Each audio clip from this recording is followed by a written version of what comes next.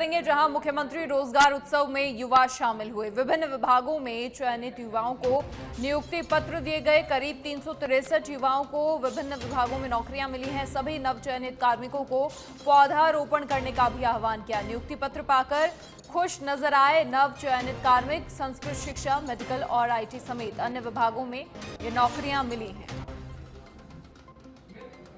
मुख्यमंत्री रोजगार उत्सव में युवा शामिल हुए। चयनित युवाओं को नियुक्ति पत्र दिए गए। 363 करीब युवाओं को नौकरियां मिली हैं।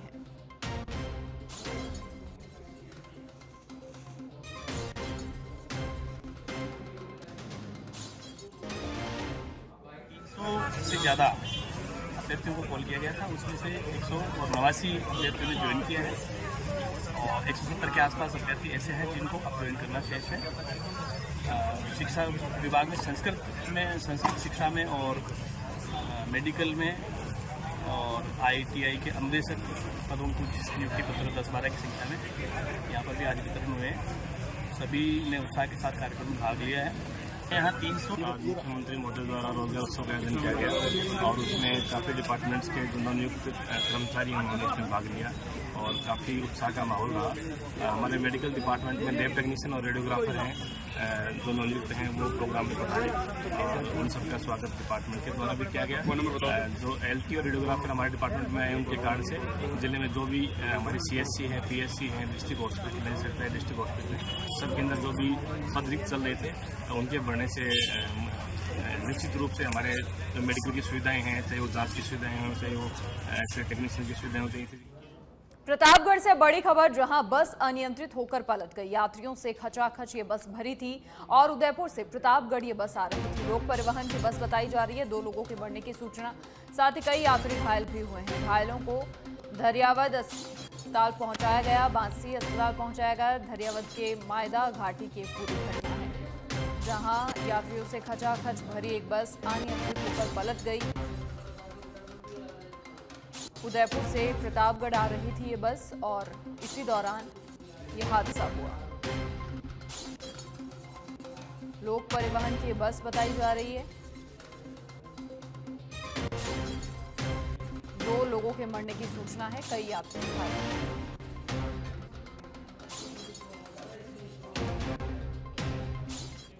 अजमेर की हाई सिक्योरिटी जेल की बैरक में चेकिंग के दौरान मोबाइल मिला है। मोबाइल में सिम भी थी और चार्जर भी बरामद हुआ।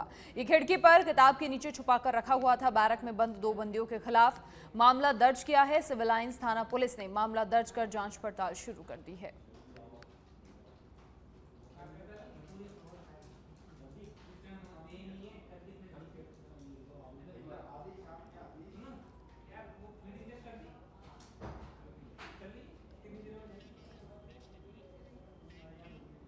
अलवर में रामगढ़ कस्बे के गोविंदगढ़ मोड़ से अलावडा रोड पर तेज गति में आए बाइक चालक ने पैदल जा रहे युवक को पीछे से टक्कर मार दी। टक्कर इतनी भयानक हुई कि युवक की मौके पर ही मौत हो गई और बाइक चालक मौके से फरार हो गया। एक्सीडेंट की सूचना पर लोगों की भीड़ इकट्ठा हो गई। परिजन घायल युवक को रामगढ़ अस्पताल लेकर पहुंचे, लेकिन ड्यूटी पर तैनात डॉक्टर ने उसे मृत घोषित कर दिया। पुलिस ने मृतक की शव को अस्पताल की मोर्चरी में रखवाया।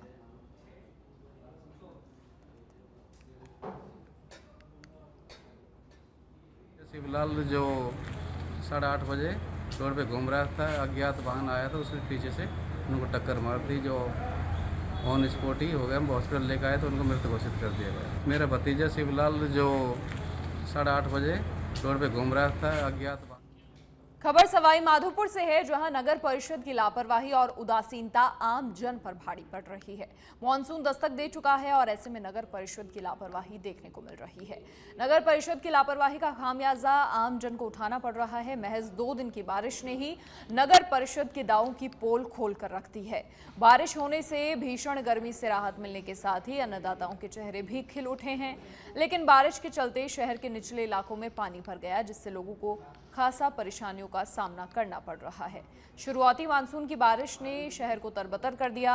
मानसून दस्तक दे चुका है, लेकिन नगर परिषद ने शहर के नालों की साफ सफाई नहीं करवाई, जिसके चलते पानी निकासी नहीं होने से शहर में कई जगह जल भराव जैसी समस्या पैदा हो गई है। जल भराव से आम जन, पशुओं और वाहनों को परेशानियों का सामना करना पड़ रहा है। इसके बावजूद शहर वासियों की समस्या को लेकर नगर परिषद प्रशासन गंभीर नहीं है।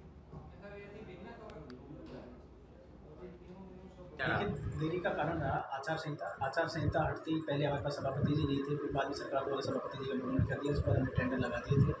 26 तारीख को टेंडर ओपन हो चुके हैं। 1 या 2 दिन में हम वर्क ऑर्डर जारी कर देंगे। वर्क ऑर्डर जारी होते ही उसका युद्ध स्तर पर काम करवाया जाएगा और विदिन 10 डेज या 15 डेज हम नालों की सफाई करवा लेंगे। नालों के टेंडर हम कर चुके हैं और 26 तारीख को ये टेंडर ओपन भी हो चुके हैं।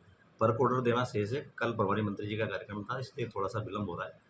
बाकी ये जो समस्या अभी मानसून के टाइम पे जो आपको जल भराव की समस्या दिख रही है, वो इसी कारण से हुई है कि पिछली बार सरकार ने, पिछले बोर्ड ने 90 लाख रुपए खर्च किए थे लगभग मेरे ख्याल से, और 90 लाख में उतनी सफाई नहीं हो पाई जितनी होनी चाहिए थी। इस कारण से यहाँ पर ये समस्या अपन को दिखने को मिल रही है। अभी नगर परिषद क्षेत्र की बड़ी दयनीय स्थिति हो रही है। जगह जगह पानी भरा हुआ है, नालों की सफाई नहीं हो रही है, ना सफाई कोई टेंडर हुए हैं और आम जनता इस गंदगी से भरमार हो रही है। परेशानी ये सर, देखो ये पहली बारिश में ही जगह जगह पे नाले साफ नहीं हुए, ये नाले साफ नहीं हुए आगे से, तो पानी जा रहा नहीं है, जगह पे पानी रुक रहा, पैदल निकलने में बहुत ज़्यादा। झुंझुनू जिले के पिलानी के समीप झेड़ली स्थित राजकीय उच्च माध्यमिक विद्यालय में नए शैक्षणिक सत्र के शुभारंभ पर पौधारोपण किया गया। प्रिंसिपल के आतिथ्य में हुए पौधारोपण के तहत स्कूल में जामुन का पौधा लगाया गया। वहीं सभी बच्चों, अभिभावकों और स्टाफ सदस्यों को एक एक पौधा लगाकर उसकी परवरिश करने का भी संकल्प दिलाया गया।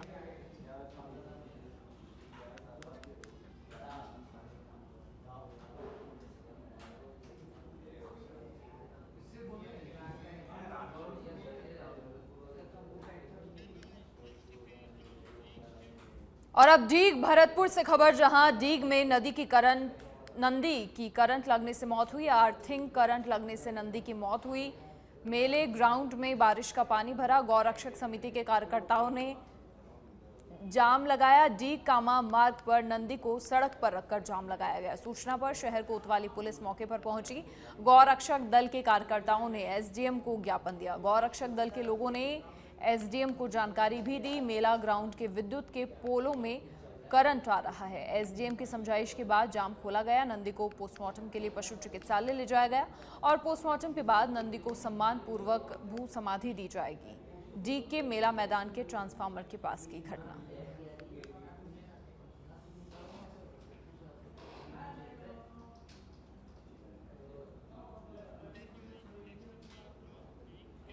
भीलवाड़ा की बिजौलिया से बड़ी खबर, जहां अवैध मादक पदार्थ तस्करी के खिलाफ कार्रवाई देखने को मिली है। बिजौलिया पुलिस ने बड़ी कार्रवाई की है। नाकाबंदी के दौरान 100 किलो 400 ग्राम अवैध अफीम डोडा चूरा जब्त किया है।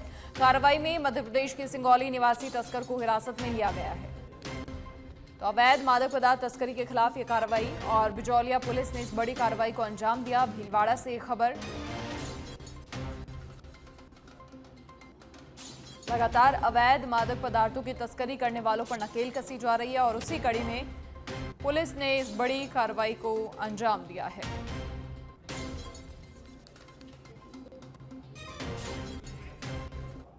मुख्यमंत्री भजनलाल शर्मा ने सभी जिला कलेक्टर को निर्देश दिया है कि 5 साल में हुई भर्ती के दस्तावेज के दोबारा सत्यापन होंगे, जिसके लिए जिला कलेक्टर को मिले निर्देश के बाद बांसवाड़ा जिला कलेक्टर इंद्रजीत सिंह यादव ने जांच कमेटी गठित की है और 5 साल में हुई भर्तियों के दस्तावेज के सत्यापन करना शुरू कर दिए हैं।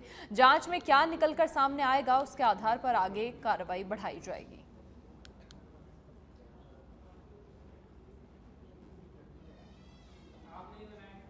राज्य सरकार का एक निर्देश प्राप्त हुआ है सभी जिलों को, सभी विभागों को। इसमें विगत 5 वर्षों में जितने भी राज्य कर्मियों की विभागों के द्वारा भर्ती की गई है, उनकी आंतरिक जांच करवाने के संबंध में निर्देश है। तो इसी क्रम में हमारा जो राजस्व विभाग है, हमारे जो पटवारी और साथ में मंत्रालय कर्मचारी हैं, इनकी जाँच के लिए हमने हमारे कार्यालय स्तर से निर्देश जारी किए हैं। पटवारियों के संबंध में दस्तावेजों की जाँच हमारे जो OICLR है, SDM बांसवाड़ा, उनके द्वारा, उनकी टीम के द्वारा की जाएगी। और जो हमारे मंत्रालय कर्मचारी है, और अब खबर अजमेर से, जहां ख्वाजा साहब की दरगाह आ रहे दंपति के साथ लूट हुई। नशीला गन्ने का जूस पिलाकर दंपति को लूटा गया। पति पत्नी को जेएलएन अस्पताल पहुंचाया गया। झारखंड के रहने वाले हैं पीड़ित दंपति। शातिर ने नगद और सोने के जेवरात भी पार कर लिए। जीआरपी थाना पुलिस फिलहाल पूरे मामले की जांच पड़ताल कर रही है। दंपति के साथ ये लूट का मामला, नशीला गन्ने का जूस पिलाकर लूट की वारदात को अंजाम दिया। पति पत्नी को उसके बाद जेएलएन अस्पताल पहुंचाया गया। झारखंड के रहने वाले हैं ये पीड़ित दंपति, जिनके साथ लूट की वारदात हुई।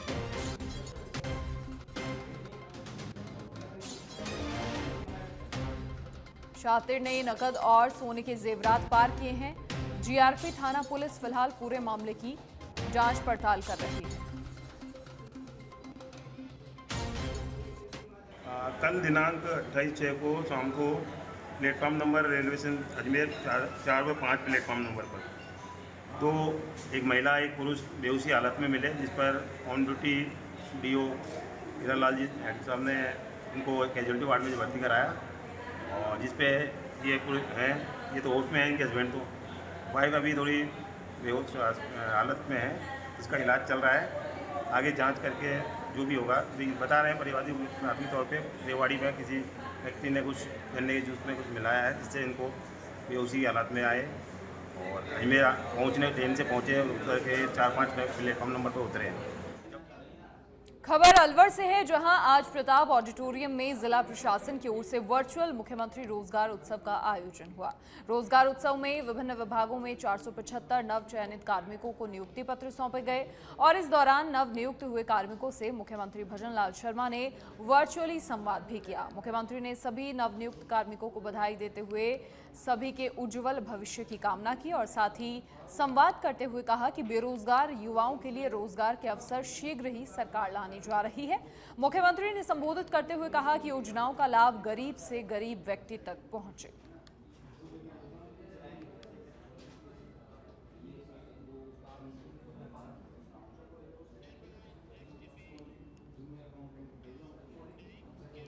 खबर बांसवाड़ा से है, जहां शिक्षा मंत्री मदन दिलावर का विरोध थमने का नाम नहीं ले रहा। शिक्षा मंत्री मदन दिलावर द्वारा डीएनए टेस्ट के लिए बयान के बाद सियासत लगातार गर्माती जा रही है। आज सैकड़ों युवा आज से आगामी 1 जुलाई के लिए ब्लड सैंपल भेजने की अनुमति को लेकर जिला कलेक्टर के पास पहुंचे और इस दौरान बीएपी पार्टी के विधानसभा प्रत्याशी हेमंत राणा ने शिक्षा मंत्री के दिए बयान की निंदा करते हुए कहा कि 1 जुलाई को सांसद राजकुमार रोध बांसवाड़ा आ रहे हैं। उनकी मौजूदगी में ब्लड सैंपल शिक्षा मंत्री मदन दिलावर के घर भेजेंगे और वो बताएं कि जांच कर हमारा बाप कौन है।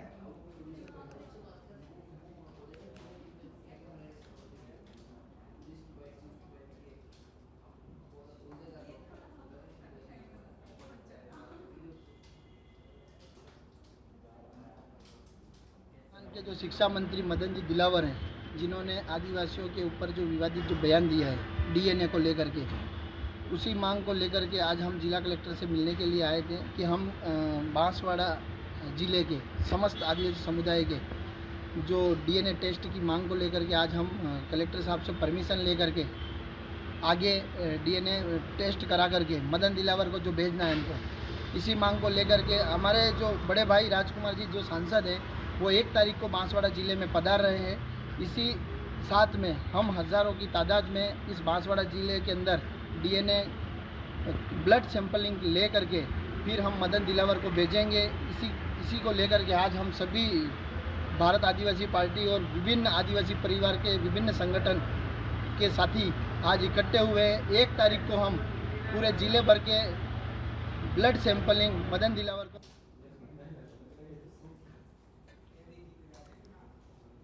तो आगामी 1 जुलाई को ब्लड डीएनए सैंपल भेजे जाएंगे, ऐसा कहा गया। साथ ही जिला कलेक्टर के पास सैकड़ों युवा पहुंचे।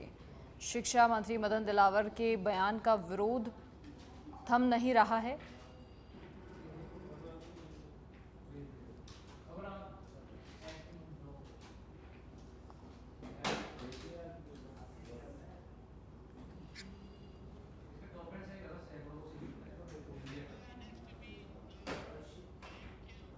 और अब जयपुर से खबर, जहां जमवा रामगढ़ सीओ प्रदीप गोयल को सफलता मिली है। युवक मुकेश कुमार गुर्जर की हत्या के मामले का खुलासा किया है। नक्ची घाटी के पास युवक को गोली से मारने का ये मामला और देशी कट्टा से गोली मारकर फरार हुए हत्यारे दबोचे गए हैं। हत्यारे पुष्पेंद्र, अनुराग और सुंदर को गिरफ्तार किया है। जमवा रामगढ़ थाने में तीनों से पूछताछ चल रही है। हेड कांस्टेबल देवी सहाय कांस्टेबल की अहम भूमिका रही है। परिवादी अशोक कुमार ने 28 जून को रिपोर्ट दर्ज करवाई थी।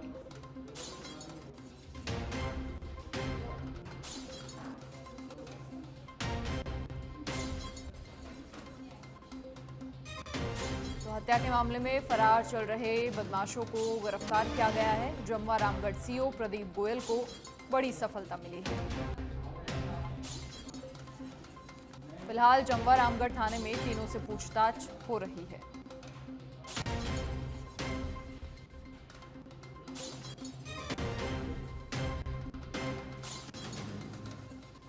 परिवादी अशोक कुमार ने 28 जून को रिपोर्ट दर्ज करवाई थी।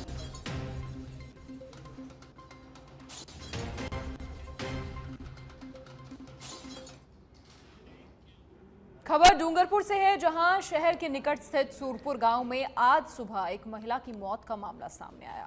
जहरीले जानवर के काटने से आज सुबह एक महिला की मौत हो गई। महिला के शव को जिला अस्पताल की मोर्चरी में रखवाया गया। सूचना मिलने पर मौके पर महिला का पीहर पक्ष गुजरात के दाहोद जिले से डूंगरपुर जिला अस्पताल पहुंचे। मृतका लीला के पिता ने पुलिस को रिपोर्ट देकर बताया कि उसकी बेटी लीला की शादी इसी साल मार्च में नीलेश के साथ करवाई थी। शादी के बाद लीला, उसके पति नीलेश और ससुर बाबू भाई तीनों मजदूरी का काम करते हैं। सूरपुर गांव में पति पत्नी और ससुर एक झोपड़ा बनाकर रहते थे। शुक्रवार को तीनों मजदूरी करने डूंगरपुर शहर गए थे, जहां से शाम को लौटकर घर आए और आज सुबह करीब 4 बजे आसपास किसी जहरीले जानवर ने लीला के पैर पर काट लिया, जिससे लीला की अचानक तबीयत बिगड़ने लगी। अस्पताल ले जाने पर चिकित्सकों ने उसे मृत घोषित कर दिया। महिला के शव को मोर्चरी में रखवाया। मृतका के पिता ने पुलिस को रिपोर्ट पेश करने के बाद शव का पोस्टमार्टम कर परिजनों को सौंपा गया।